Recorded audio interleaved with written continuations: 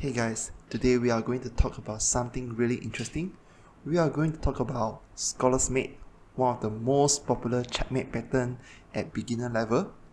Fried liver attack, one of the most popular attack pattern at the beginner level. And we are also going to cover a bit of the weak F pawn.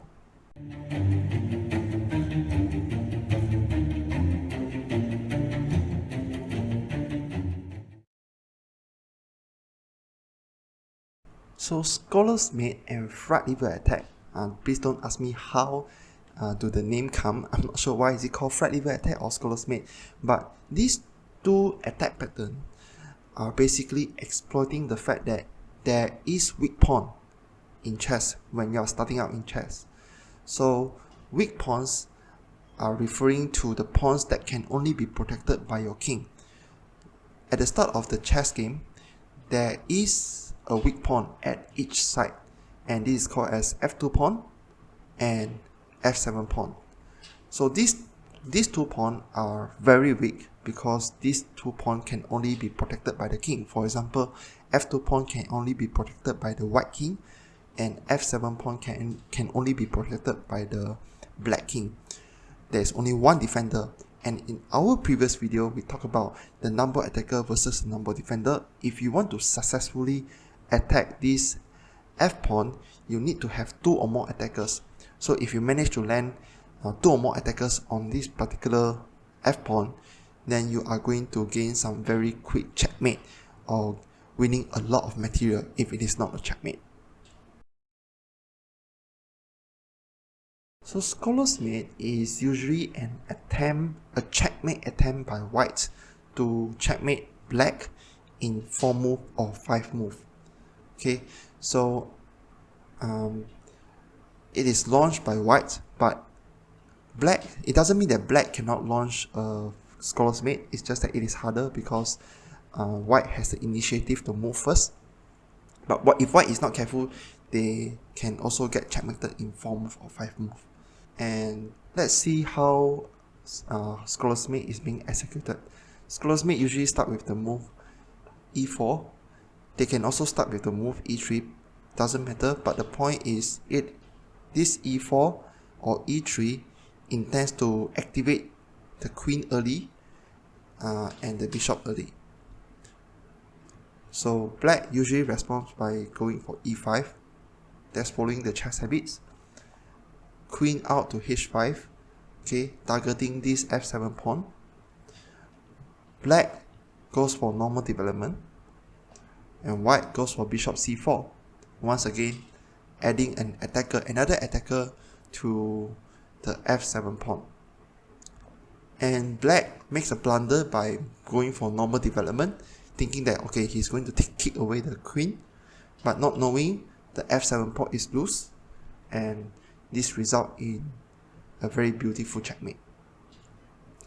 So this is so-called the 4-step checkmate. There is another variation where black can go for this g6 to kick away the queen. So now the queen no longer has access to this f7 pawn, right? But the queen has this move, queen to f3. Queen to f3 once again, intending to take this f7 pawn. And a very normal looking move is bishop to g7.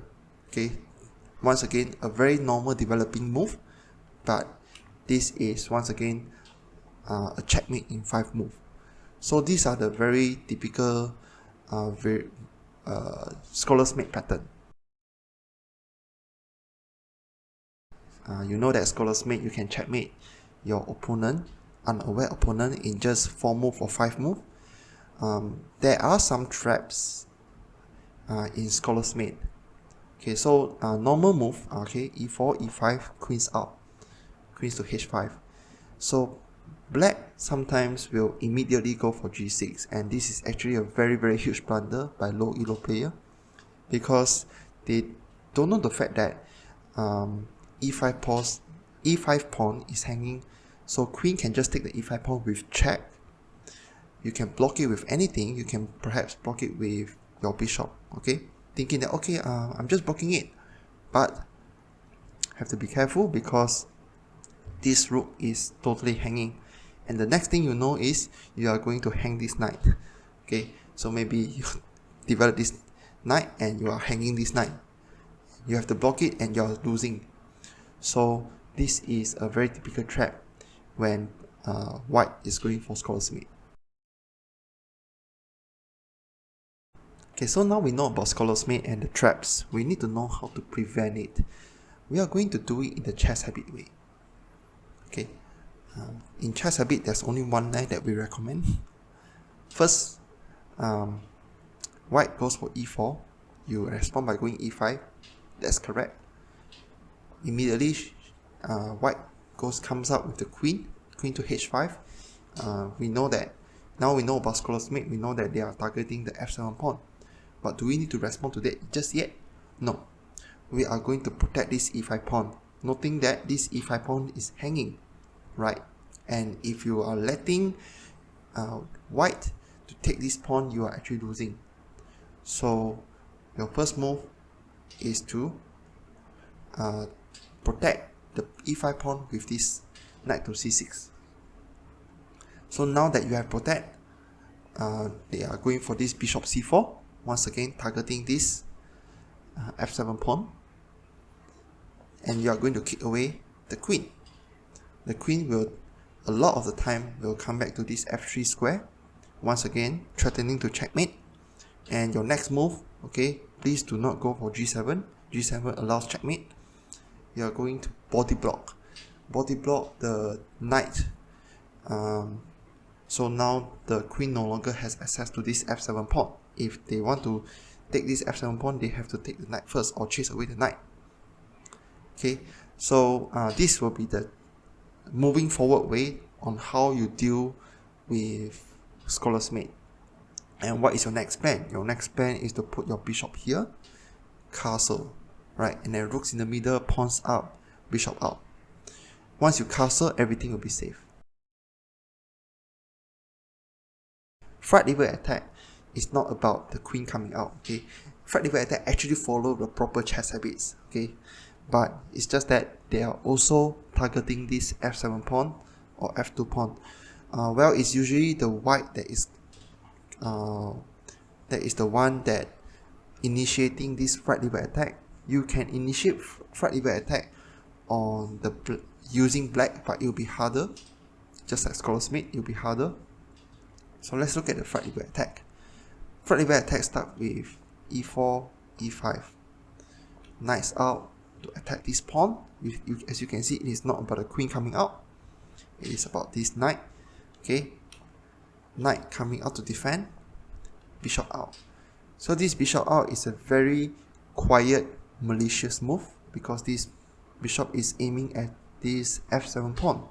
Okay, black following the chess habits, developing this knight. But this is when the fried liver attack starting to happen. Knight to g5. Knight to g5, as you can see, now there are two attackers on the f7 pawn. If black is not careful going for this normal developing move, the knight can come in to take this f7 pawn, threatening a fork.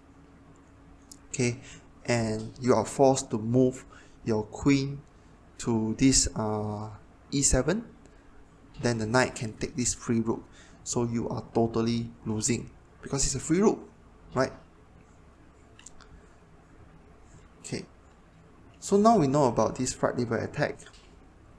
I want to show you another variation. Okay, as you can see, this is actually not a checkmate, but it's just that you are losing a full rook and it is really not good for you.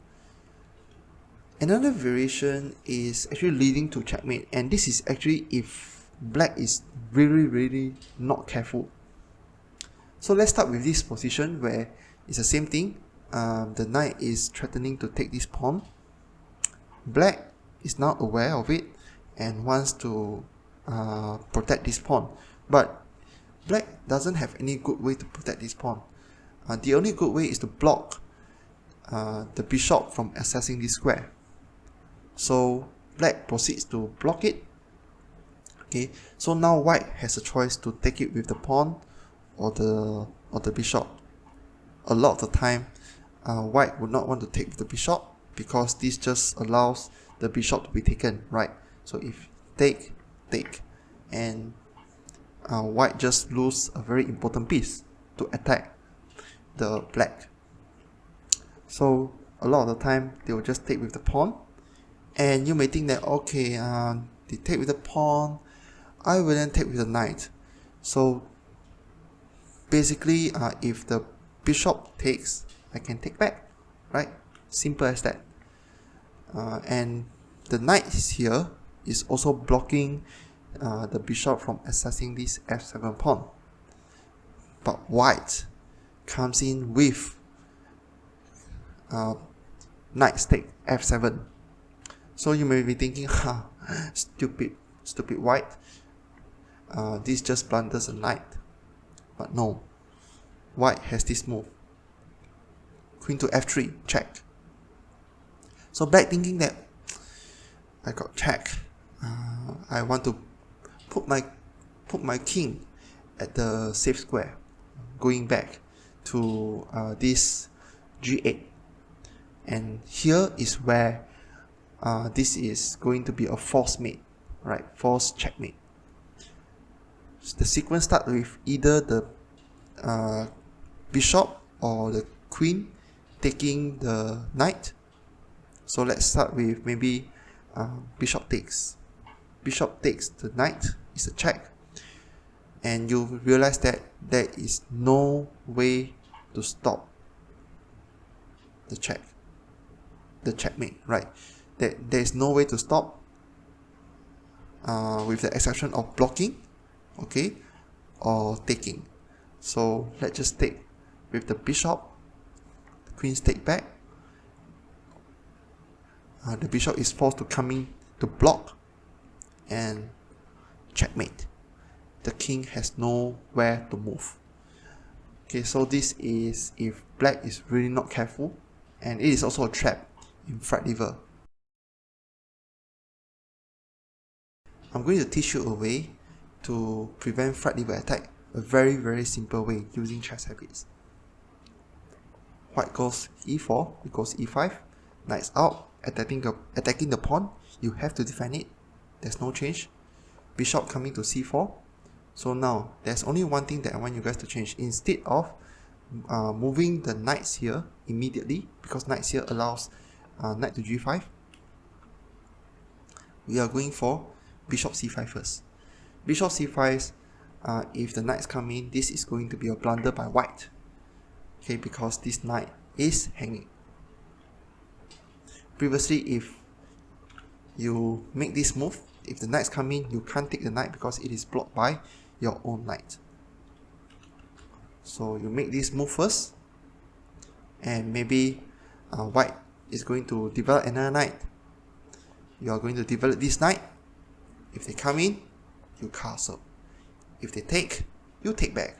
We have talked about it before in our previous video, where two minor pieces is better than the rook. So if they want to trade for my rook for their 2 pieces, just go for it. Just go for it. It's 6 points to 5 points trade. So it's going to be worth it, right? So let's recap the whole thing again.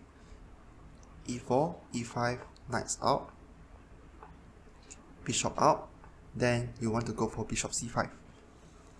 And they put a knight here.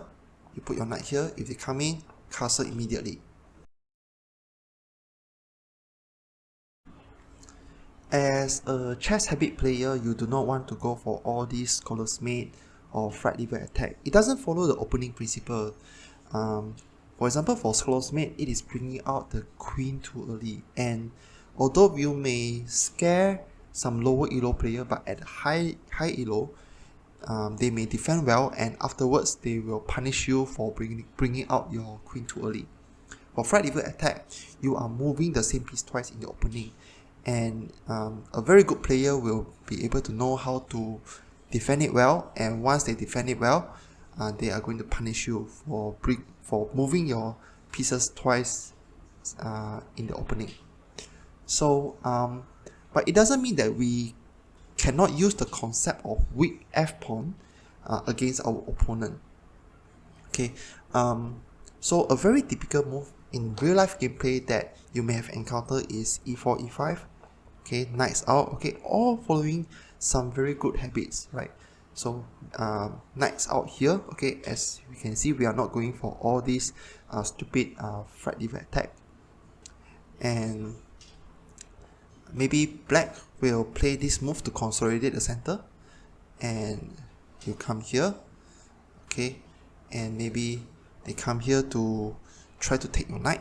You try to kick away the bishop, they take the knight, and then you then take with the queen. You're forced to take with the queen, right? You don't want to double pawn. So maybe they want to put their bishop here, and this is going to be a checkmate. So what I'm trying to say is that you can actually exploit the fact that by using chess habits, you do not actually try to purposely creating a scholar's mate or flight lever attack, but if you have the chances to take the f7 pawn, okay, please do it. You can gain some very quick checkmate. That's all for today. Thank you for watching this video. I hope this video helped you to understand a little bit about weak f pawn. Okay, so now you know about weak f pawn. You need to know you need to protect f pawn at all costs. You know about scholar's mate, flight lever attack, and you know how to prevent them in a very simple way using chess habits. Please leave a comment, subscribe, follow, and share my video. Your support on the channel is really appreciated. Thank you so much.